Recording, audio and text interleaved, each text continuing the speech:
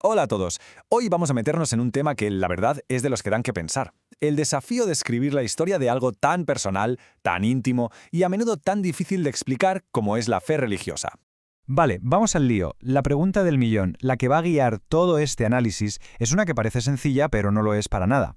¿Cómo puede un historiador, con sus herramientas científicas, acercarse a un tema que, por definición, muchas veces va más allá de los hechos puros y duros?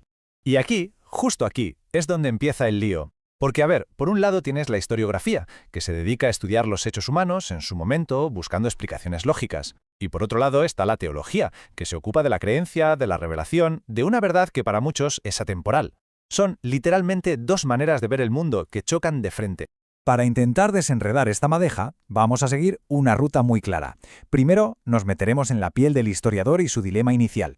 Luego, veremos cómo ha ido moviendo el foco, pasando de buscar la fe en lo más místico a encontrarla en lo social. Después, echaremos un vistazo al gran mapa de las ideas de una época. Y ojo, porque luego viene una parte clave: cómo el presente siempre influye en cómo miramos el pasado. Y para terminar, veremos por qué la historia, en realidad, nunca se acaba.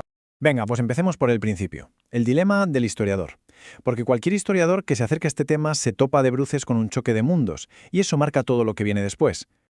Un momento. Antes de nada, vamos a aclarar una palabreja clave: historiografía. Cuando decimos esto, no hablamos solo de contar lo que pasó, ¿eh? No, hablamos de estudiar cómo se escribe la historia. Es como poner al propio historiador bajo el microscopio y ver cómo trabaja. Entonces, el meollo de la cuestión es este. ¿Qué hace un historiador con un hecho religioso? ¿Lo trata como si fuera, no sé, una batalla, unas elecciones, algo que puedes observar y ya está? ¿O tiene que intentar captar ese significado interno, eso que para el creyente es lo más importante? Porque claro, si lo reduces todo a un simple producto de fuerzas sociales, te estás dejando fuera la mitad de la historia, o la más importante. Pues precisamente esta tensión, este problema, ha hecho que los historiadores tengan que buscarse la vida, por así decirlo. Han tenido que buscar la fe en sitios muy diferentes a lo largo del tiempo y claro, eso ha cambiado por completo sus métodos.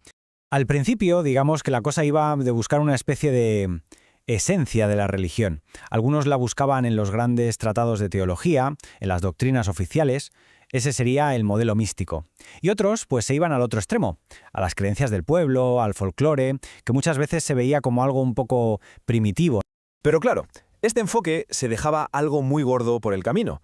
Es que la religión no es solo un montón de ideas en un libro. A ver, ¿y si la clave no está tanto en lo que la gente piensa o cree, sino en lo que hace en su día a día?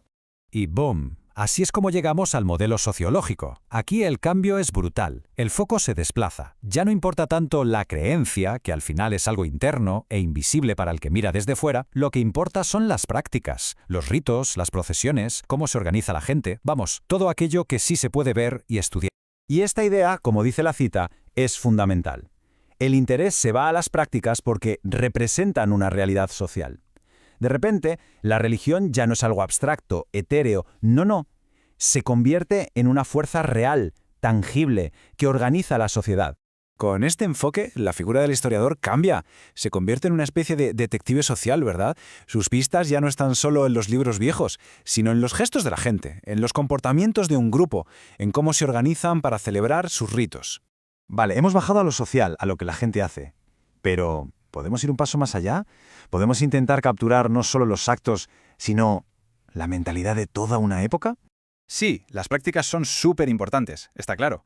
Pero, ¿de dónde salen? ¿Qué es lo que hace que la gente actúe de esa manera? ¿Qué hay en su cabeza? ¿Qué ideas comparten todos para que esos rituales tengan sentido? Y aquí es donde entra en juego la llamada historia de las ideas. Y su objetivo, la verdad, es para quitarse el sombrero de lo ambicioso que es. Intentar reconstruir la conciencia colectiva, el espíritu de la época, lo que los alemanes llaman el Zeitgeist. Ya no se trata de saber qué pensaba una persona en concreto, sino de entender esas ideas que estaban, por así decirlo, flotando en el ambiente y que todo el mundo daba por hechas.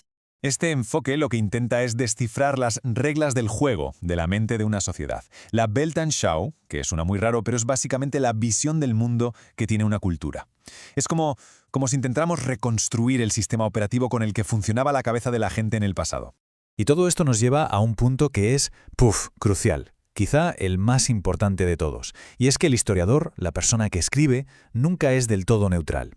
Vamos a decirlo claro, es imposible. Imposible escribir historia de forma 100% objetiva.